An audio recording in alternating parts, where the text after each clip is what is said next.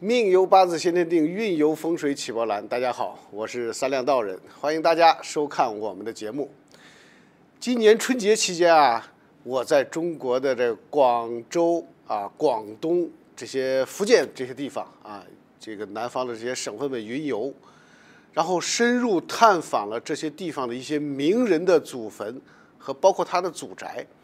仔细研究了这些名人祖坟和祖宅的它的这个地理风水，啊，也是大开眼界的。最近准备了一系列的视频节目，和大家一块儿分享这次我这个云游的心得。啊，我会结合这些名人的生肖运程和祖坟的这个祖宅的风水具体的情形，让大家更深入地了解生肖命理和风水的重要性，了解中国传统文化的博大精深。那今天呢，我们先从华人商业的一个巨星，就是李嘉诚先生开始说起。这个我相信，如果一讲起李嘉诚，在华人世界里边，没有人不知道的，无人不知，无人不晓啊，对吧？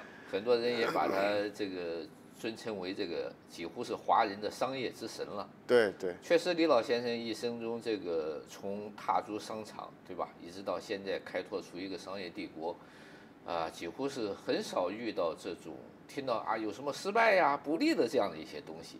对，好像给人的感觉一直是顺风顺水，是吧？要不就号称超人呐，对，商业聚财超人李超人，到现在你看他的运势几乎没有踩坑的现象。对，而且呢，就像这个小说里边经常是在关键时刻，好像还总能像未卜先知一样，对，像开挂的一生啊。对。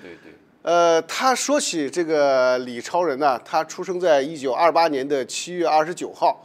年少时期，先是父亲失业，再是兵祸连连，一家6口人为了生活提心吊胆，历尽了千辛万苦，从广东潮州出发，经梅县、惠州、鲨鱼涌来到深圳，然后最后抵达到香港。他是广东潮州人啊。广东潮州人。这次呢，我专门去他们老家潮州老家的祖宅看了看，又去他家的那个祖坟又看了看。那刚才我们讲到了这个李嘉诚啊，您也提到了他的这个出生的时间啊。对。他是李超人，是1928年的人。刚才您提到的阳历，实际上他的农历呢是6月13。6月13啊。那道长从这个李超人的这个，当然我们还不清楚他出生的具体的时辰。但是仅仅从这个出生的年月日上来看的话，道长您觉得他的这个八字当然我们现在八字不是很全缺一个这个时辰。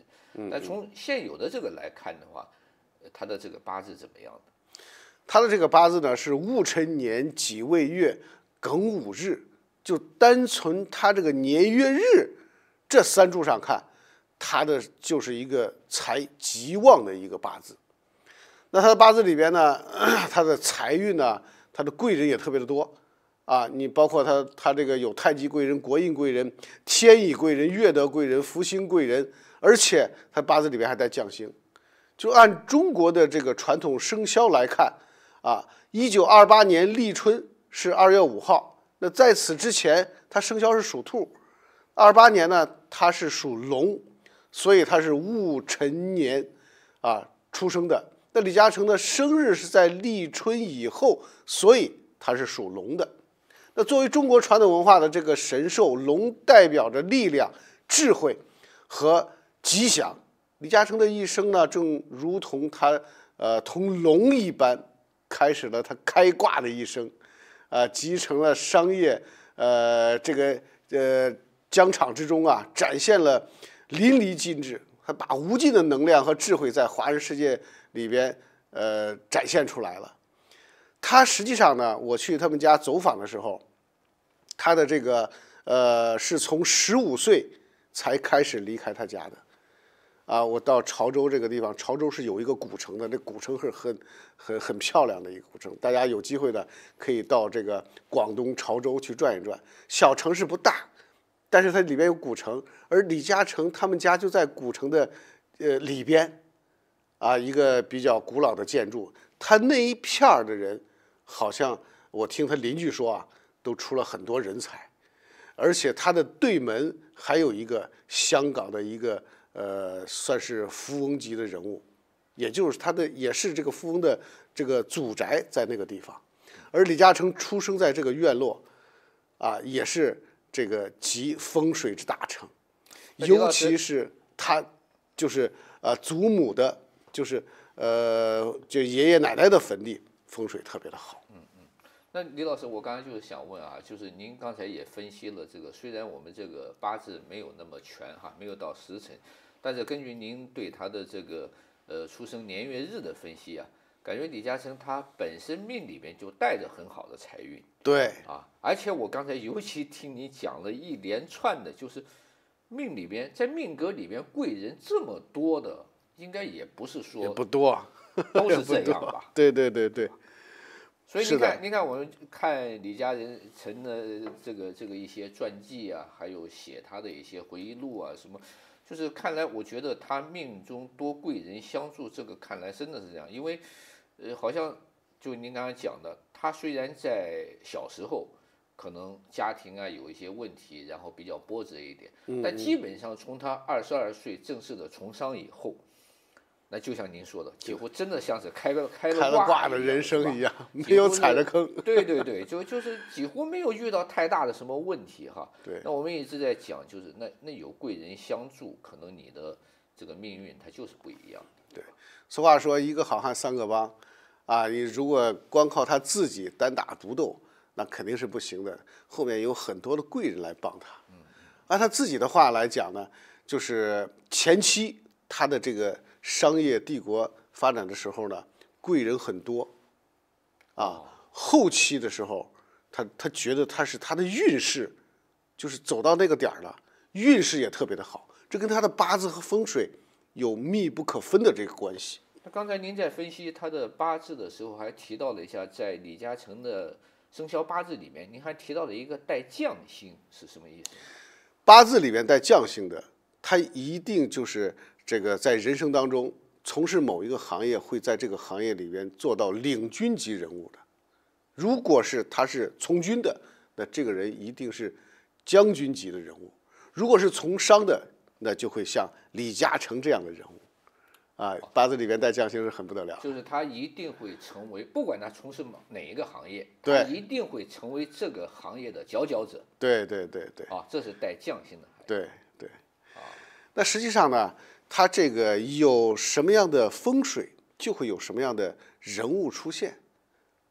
我们这个讲究啊，命由八字先天定，运由风水起波澜。那这个风水只要好啊，就能出现这商业聚财啊，或者是当大官啊，你就会发现，就是我走访了这些名人，给我的感觉呀，就是他们家的这些祖坟一定都是很好很好的，因为没有这个祖坟的加持，他后代也生不出八字特别好的这种人来。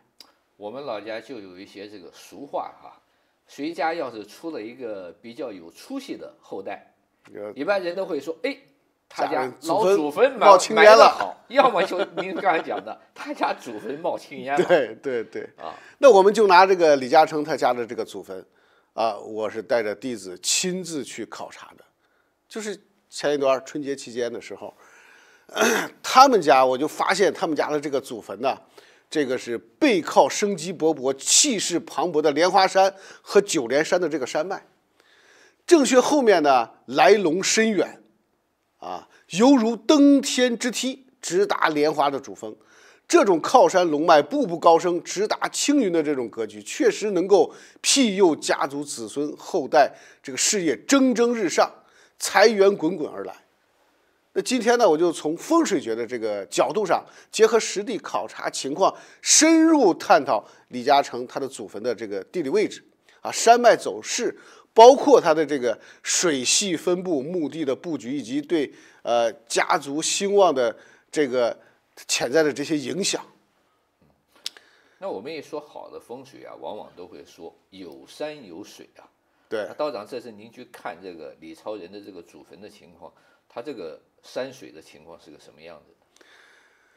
那好，这个首先我们讲讲，就是它的祖籍是在广东的这个潮汕地区，就是潮州市。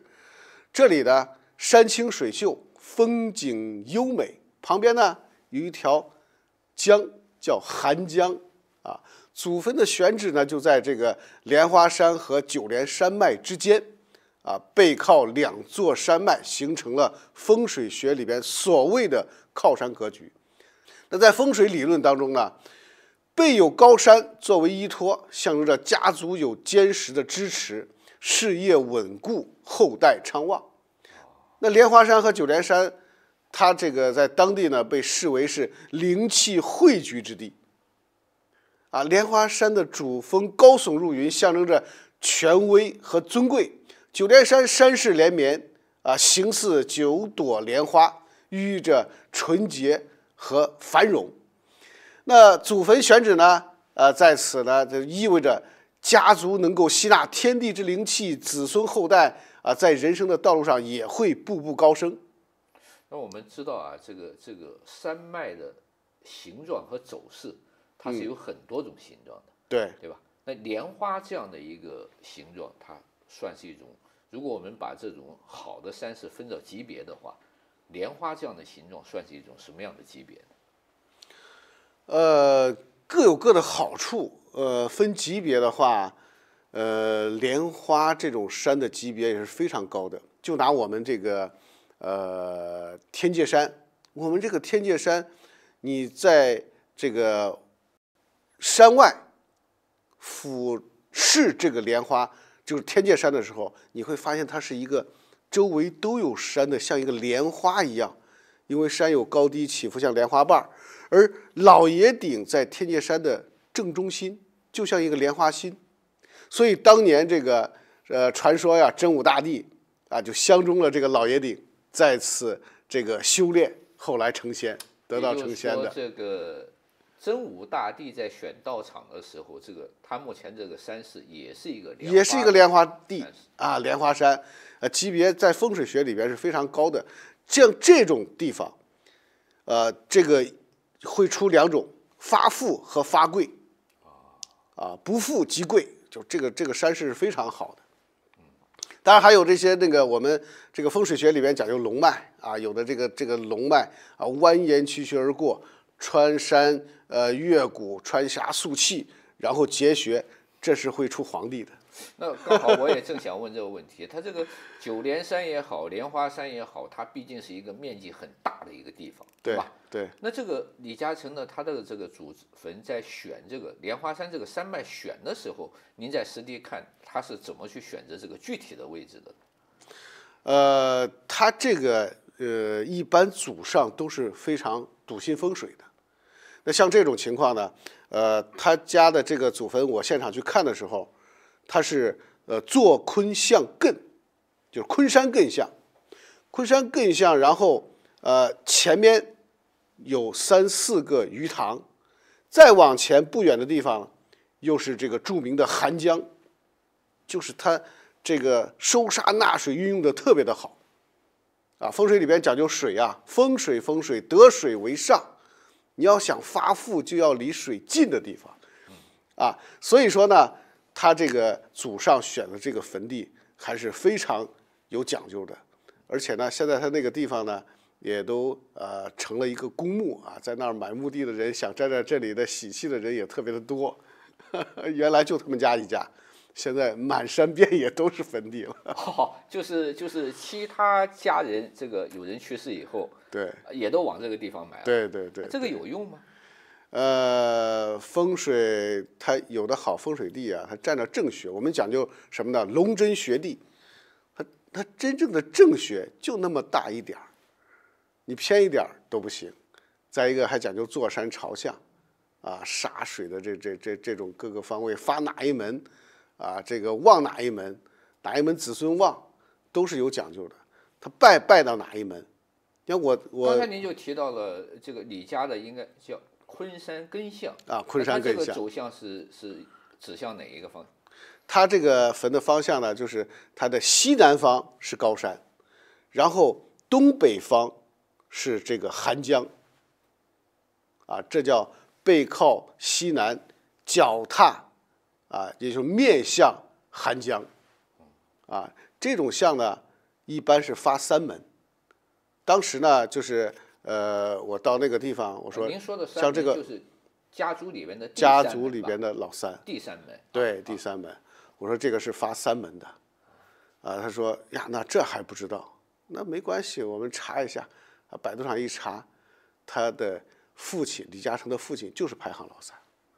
而且我到他们这个祖宅的时候，祖宅他的这个大伯二伯他们的后代还在那个地方住，但是他们的运势就远远不如李嘉诚，那可以说是不是一个级别的。当地邻居说这个就是他家的长房和2门都还在当地，祖宅在那住，对，还在那儿住我这个拍的有视频，大家可以看一下。就是他的这个还在原址，李嘉诚是从15岁离开这个地方，然后到了香港去发展的，跟着他的父亲。当然，李嘉诚的父亲是没有在这个祖坟上埋的。李嘉诚他父亲因为到那儿没多长时间，他父亲就去世了，然后他就把他的父亲埋在了香港的一个墓地里边。而他父亲的这个坟地，回头我们再做一期，他父亲的坟地也是非常旺财的。那刚才你也提到了，就是这个叫昆山庚向，对，旺的是子孙的三门，对吧？就是如果有一系列的兄弟的话，对，老三就是老三是老三这一家人。从这个角度来说，这个阴宅选好了以后，它这个发生效果的速度很快呀。因为我看资料，这个就您这一次去考察的他的这个祖坟嘛，他埋的实际上是李嘉诚算是他的曾祖父，就我们说的太爷爷，和他的2位太奶奶，还有一位呢就是他爷爷。对。那你看，他的父亲是3门，对吧？对。那也就是说，葬下了他的爷爷之后，他的后代，那他的父亲嘛，这中间就隔了1辈嘛，对吧？对。立马他这个3门就发旺起来了。对对。实际上，这个有句话叫什么呢？10年树木，100年树人。要想让这个后代有所成就，那不是说一朝一夕1-2年就能起来的，也不是那么快的。你看他的祖坟埋在那儿这个他要经过从小的这个学习锻炼，一直到现在的世界算是首富，那么他是有一定的时间。这种时间的，也不是说这个很快就能一下子成为世界首富的，那也不是的。我觉得这个已经很快了。你看，这个当你选择了一个好的这样的一个风水宝地之后，是吧？然后又选择了合适的朝向，那这个朝向的选择，就像道长您讲的，不管是有意为之还是无意的对应了它的3门，总之它是实实在在的发挥作用。对，对，这也是道长您经常跟我们讲，其实。对风水对人的影响来说，阴宅占的比重是非常非常大的。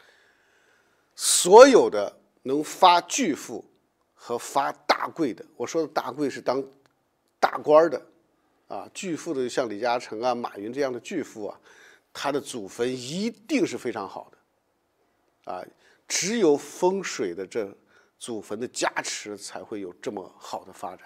如果没有这种风水加持，是不可能出现这么大的人物的阳宅只是住在这个房子里边的人能否发财身体健康但是他如果想在阳宅调好风水，能当这个大官或者发特别大的巨富是不现实的。最重要的就是这个阴宅风水，坟地的风水是极其关键的。我们风水里边呢，风水学认为祖坟的风水格局直接影响着子孙后代的运势和家族的这种命脉。那从李嘉诚家族的这个崛起繁荣来看，其祖坟风水不仅承载了这个深厚的这种地气也凝集了福泽，助力家族代代昌盛。那作为享誉全球的商业巨子李嘉诚的他这个家族呢，在商业界呢屹立不倒更在社会教育和慈善等领域展现了广泛而且深远的这种影响力。那道长这一次您去考察的时候，除了他的这个家族的阴宅您去看了，那么他的这个主宅，也就是我们说的他的这个阳宅吧，就是祖上的这个居住的地方。对，那这一块的像这样的一些名门望族，他在选择上有没有什么讲究，或者你有没有什么感受呢？去看了以后，当然有这个方面的这个感受啊，阳宅也是非常重要的。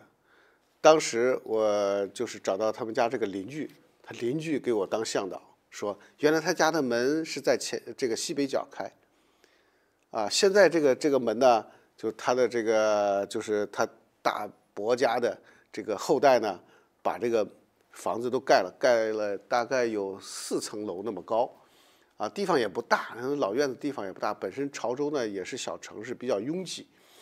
那么他这个现在这个门呢，开在了正北方。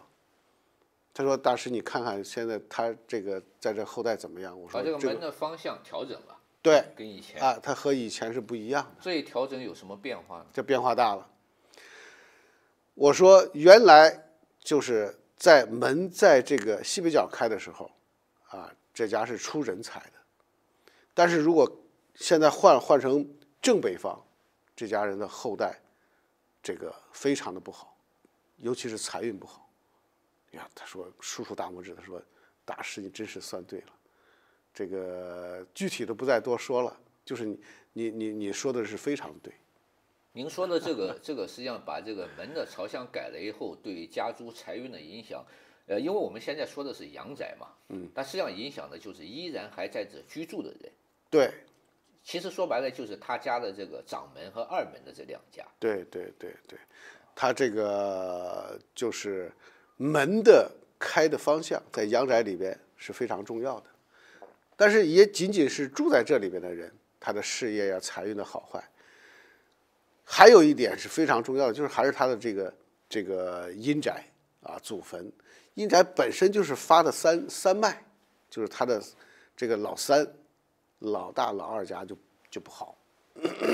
那通过大师您这样一讲，我们觉得这个无论是这个阴宅风水也好，阳宅风水也好，它确实是产生实实在在的影响。您看我们很难想象，像这个曾经的华人第一首富是吧？他的这个大家族里边，这要说也都是未出五福的兄弟啊，按照我们中国的来说是吧？对，这个亲兄弟，掌门、二门、三门。对。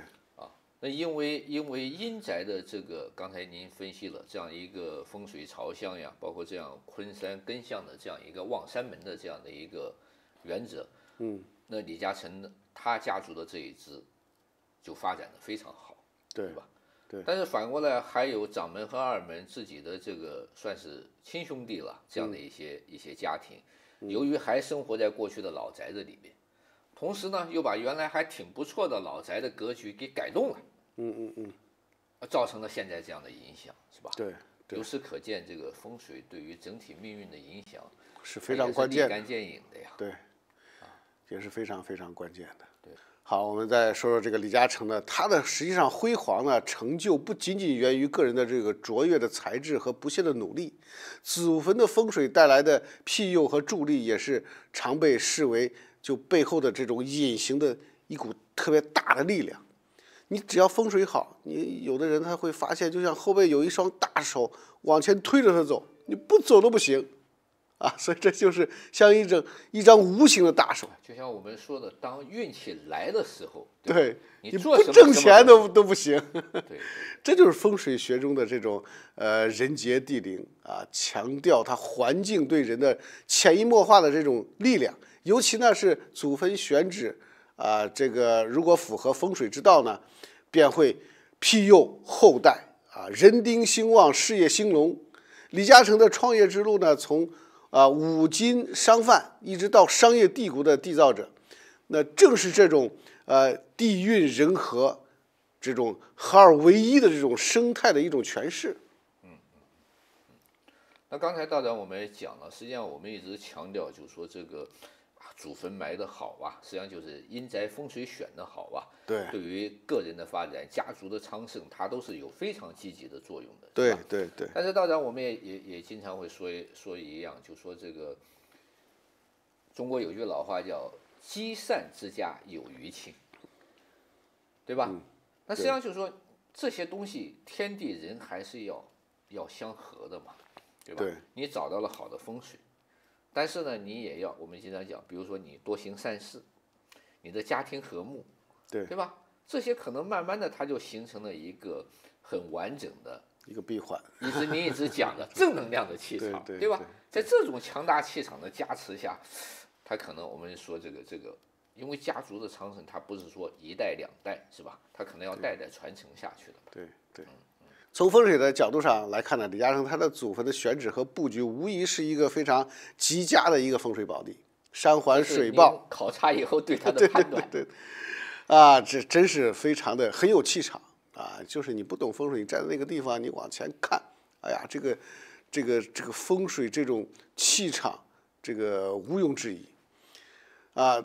包括它的这个龙脉的旺盛啊，我们专业的这个讲法就是水流啊、吉祥啊、它的水口啊这些这个因素共同构成了这种旺盛的家族气运。在强大的风水支持下，李嘉诚通过自身的努力、智慧和胆识，取得了这个傲人的这种成就。